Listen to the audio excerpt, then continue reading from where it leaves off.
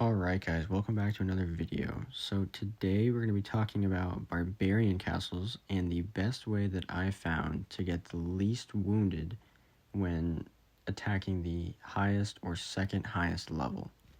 So I went ahead and bookmarked 2 to test on today.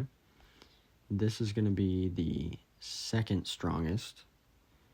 So the secret ingredient here is going to be the 10 layers and all T13 archers after you've done your layers. So I have my archer generals with my military tactic on, and then do the 10 layer function in the bottom left, 10 all the way down,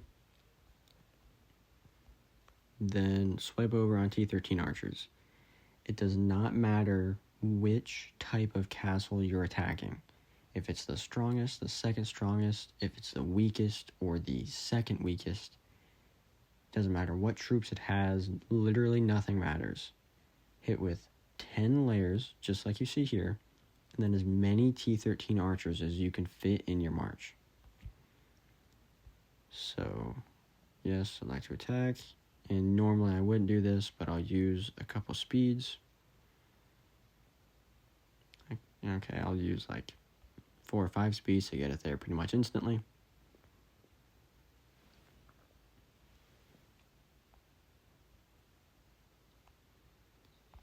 Alright, and just because I opened it, I might as well.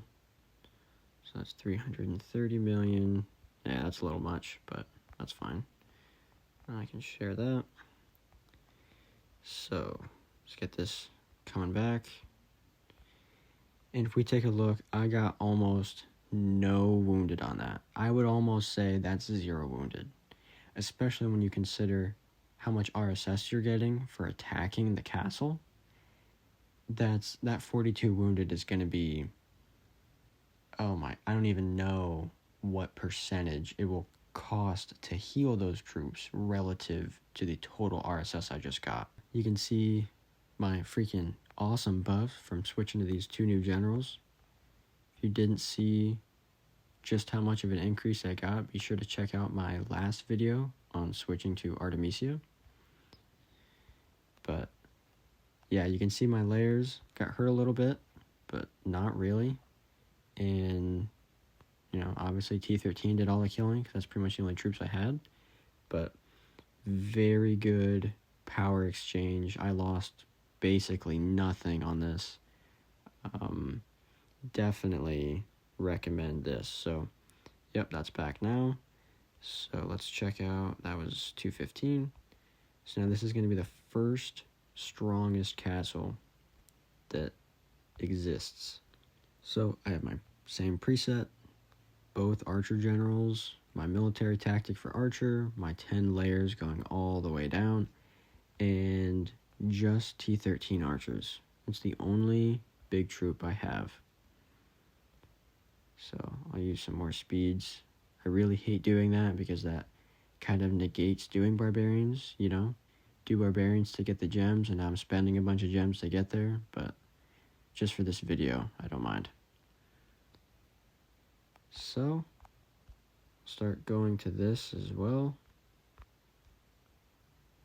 Make those speeds worth it. A little over 400, but that's okay. And if we check this out, I got a decent bit more wounded on this than the last, but for that march size and just how strong these castles are, it says 1160 for the buffs. That's a complete lie. They're way stronger than that. I would say that's pretty good, especially because so many people can attend these that if you're opening them for your alliance, it's very beneficial and definitely worth the very reduced wounded doing it this way.